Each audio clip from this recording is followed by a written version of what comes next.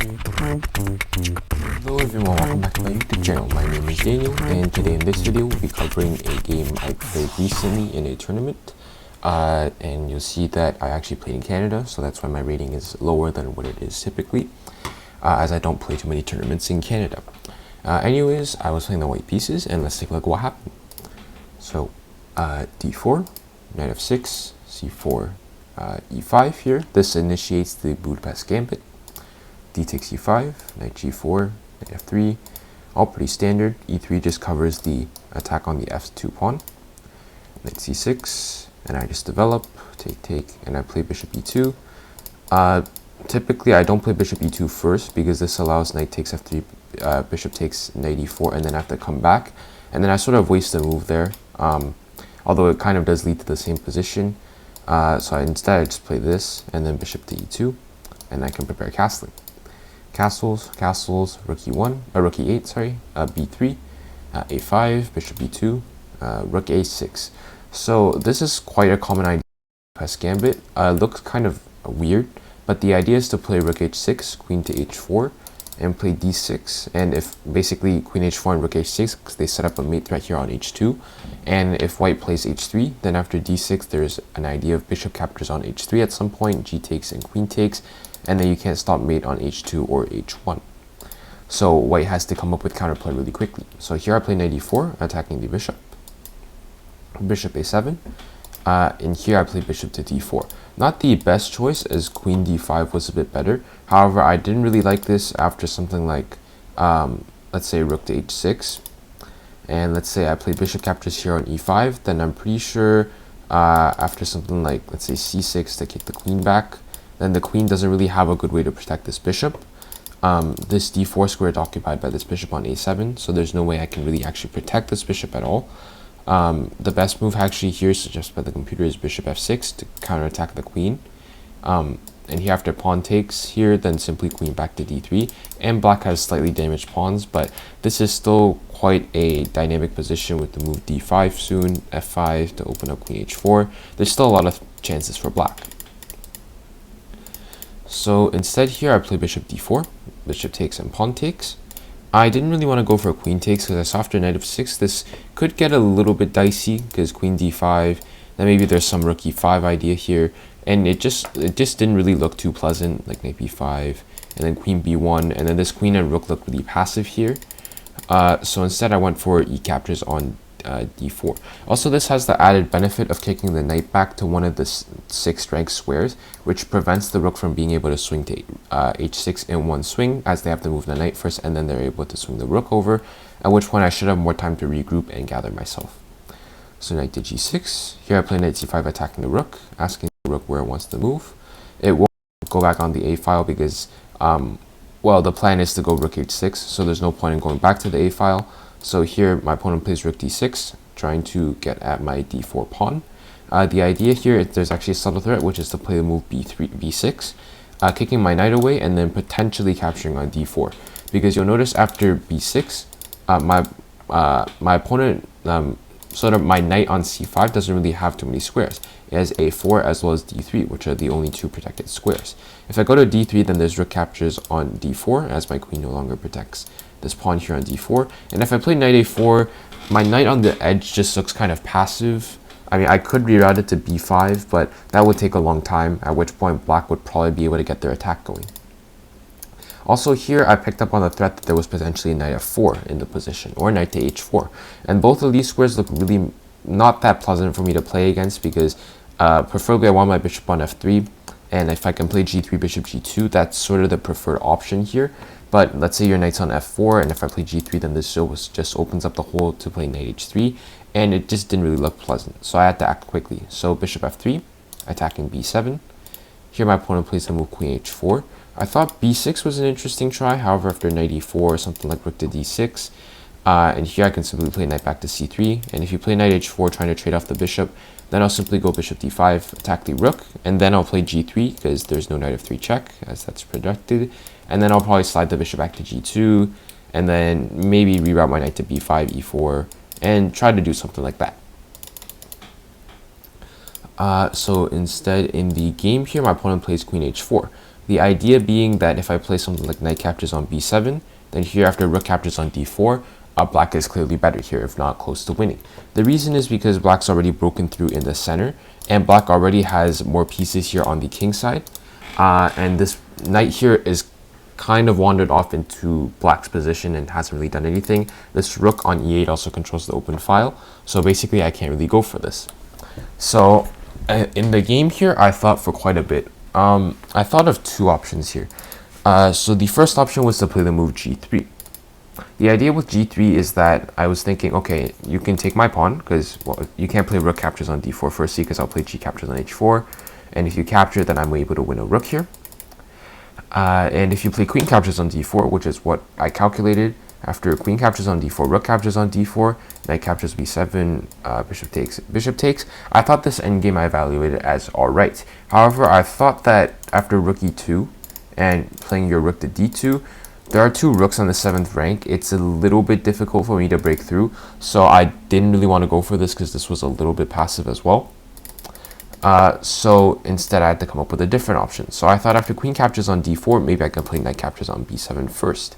However, this is also bad because I calculated queen captures on d1, rook captures on d1, rook takes and rook takes, and after bishop takes and bishop takes, and then rook e2, this position also looked kind of passive for me.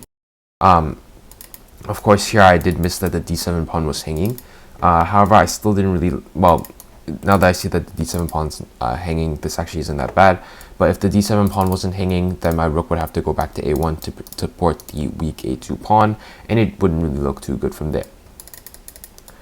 So instead, however, thankfully, both of these two options were the best, and I found the best move in the position after a bit of thought, which was the move knight e4. And this move looks like it's bad because it looks like black can get two pieces for the rook. However, here I do have the very nice move rook e1, and I take advantage of the fact that this bishop is still stuck behind the b, c, and d pawns and still hasn't developed. Let's say you play something like queen h4, then after rook e1 check, I don't actually threaten back rank check because you have knight f8, but I can pick up this bishop here on c8 for free. Which is why black actually isn't able to take here, because after bishop takes, you can't actually take the bishop, which would lead to this rook e1 idea. So in the game, my opponent played the move rook d6, and here I was able to play the move g3. I should also mention that here I was also considering what I should do against something like knight to f4, because I wanted to prevent the move knight to f4 before like sort of the ideas I mentioned earlier would appear. So this move order does that perfectly because I attack a bunch of pieces, g3, this kicks back the queen, opens up this square on g2 for my light square bishop, and also prevents knight f4. Queen to e7, and here I just bring my knight back to c5, forking the pawn here on b7 as well as the rook here on e6. So rook to d6 was played, and here I play the move rook e1. Not the best, better would simply just have been to, well, the computer here is suggesting move knight e4. However, I think knight captures on b7 also works here, directly just taking a pawn. However, I thought after rook e1, I could trade a couple more pieces, which would benefit me in the long run, since I want to slowly transition into an endgame with a better position.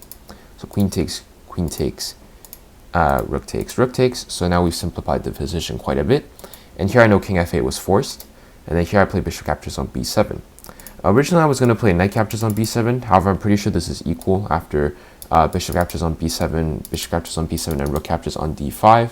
And after something like rook e2, I'm pretty sure this position is equal because I'm no longer winning a pawn. However, if I play bishop captures first, then this move actually changes a lot of things. Because after bishop takes and knight takes, which happened in the game, then you can still play rook captures d4, but I can play knight captures on a5. And I win this a5 pawn, and this crucially unblocks my a pawn and makes it into a passed pawn. So now I have pressing and winning chances. Rook d2, getting on the 7th rank. I play a3, getting out of the way. f6 to play knight to e5. Here I play rook e3. My plan is to go b4. Knight to d5. Here I play b4, and my opponent plays knight g4, attacking the rook as well as the f2 pawn. Rook f3, knight e3, and here I play rook c3. I don't want to go back to e3 because that would pretty much just offer repetition. So I want to go to a different square, which is rook c3. This was also initially my plan anyway, because I noticed that if my opponent ever plays knight d3, then I have the move knight back to b3, which is why I play the move b4. The idea here is you can't capture the pawn on f2 in either way, knight captures or rook captures. Reason being, here firstly I'm attacking this rook. So if you play rook captures on f2, I can play rook captures on d3 because your rook was defending the knight here on d3. However, it's no longer doing that since it captured the pawn on f2. If you play knight captures on f2, then simply knight captures on d2 wins a rook, and I'm clearly winning the game. So rook d1 check is what I thought would happen, and he played that, king g2, and knight d1 check, and here I blitz out king h3. Better here, after a bit of thought, is actually king f1, because there is no good discovered check which actually helps black in this position. Knight c2 looks like it wins a pawn, but I can simply play king e2. And if you play rook e1 check, then I simply play king d2, and I'm forking the knight and the rook with the king, as well as with the rook on c3. However, king h3 doesn't lose, or like it's like an inaccuracy. It's not that bad though. And here, the issue is that these two pieces, they're now really stuck here. This knight, you'll notice, really doesn't have any squares. All of the squares are controlled by my pieces. You can go to d3, however, this does limit the rook. And also, another good thing with the configuration here is that with my knight on b3, black can never play rook a1. So this allows my pawn to honestly just run up the board, and it gives me a greater chance of making a queen. Also, additionally, you can't play rook d2 to play rook a2 because my knight also covers this square. And you also can't play rook d4 to threaten some g5, g4 mating net ideas because my knight also controls that square. So this knight on b3 really does a really good job of controlling all the necessary key squares. So here king f7 was played. I play the move b5, knight d3, king g2 defending f2, knight to b2. This prevents a4, a5. However, here I go for c5, the other option. Now I can potentially get a breakthrough here with b6. Rook to d5, rook to b2, rook to c2. Here I repeat a little bit to gain a little bit more time, and here I play rook e4, knight d3. Again, here I repeat a little bit, and here I realize I can't really break through with all of these pieces since they're already set up really nicely. Now I have to improve the position of the king. So king f1, king to e6, rook c4, knight b2, rook c2. Here I repeat a bit, and then I play king e2, and then here f5 was played. Here I play the move f4. This just prevents the move rook e5 check, and h6. And here I find the winning idea of the move rook to c4. The difference is that here, basically my whole plan with this rook c4, rook b2 idea is that after I play rook c4, I want to play the rook to b4. However, in a previous position, in here, let's say I play rook b4, then here there's the move knight d3. And then I would have to come back to c4 to defend the c5 pawn, as it's attacked twice and defended twice now. However, my opponent can play knight b2. And basically, they can circulate around these three squares, and white can't really make any progress. However, here, after I brought my king around, and here when I put my king on e2, and here that's why rook c4 works now, because my king also controls the d3 square, which my opponent wants to use. And I take advantage of this king on e6. So here, after knight b2, here I can play rook b4. The reason being is that you don't have knight d3 attacking my rook, because I have the intermezzo rook, knight to d4 check. And this cuts off the circulation between the knight as well as the rook. And either way, you will have to at least give up an exchange, or you give me a free knight. So my opponent can't do this. So here after king f6, this is all that I need. Here immediately I press on the gas pedal and I play the move b6. This was basically the one move I had to get in with the rook on b4, and then I would be set. Because in previous positions here, if I just rushed with b6, then after something like c captures on b6, pawn captures on b6, then there's a move like rook to b5. I'd still be better, well, not exactly in this position. Well, here, this doesn't really illustrate the example the best because I do have knight to d4. But in previous position where the king wasn't on e6, then I would sort of, I wouldn't really have the move b6 because then there'd be the move rook b5. Anyways, here I play the move b6, takes, and here my opponent actually ended up resigning the game. Reason being is if you play knight d3 to attack my rook now, then I can simply play the move b7. After knight takes, then I would simply promote to a queen. And now I have a queen and a knight versus a rook and a knight. I can probably end up winning one of these two pieces, I assume. And even if I can't, I can simply just run this a pawn down the board as well. So I have another passed pawn as a potential threat. And black doesn't really have a good way of stopping this, especially considering since I still do also have a knight to support with my queen. And this should be a relatively routine win for white. So generally speaking, quite a nice game. I managed to reasonably in a reasonably good manner, deny the Budapest Gambit, the idea of a5, rook 8, the idea with a5, rook a6, rook h6, queen h4, and basically trying to go for an all-out attack. I was able to defend that relatively successfully. Besides from that, I was also able to generate my own threats, which against the Budapest Gambit, I haven't really had a good chance at, mainly because before I didn't really know how to play against it, and this game I'm relatively happy with since I found a way to basically counter it fully, in a sense, since my opponent wasn't able to get their plans at all. And I also had some good ending in technique at the end of the day. So yeah, so hope you all enjoyed this video, and thanks for watching.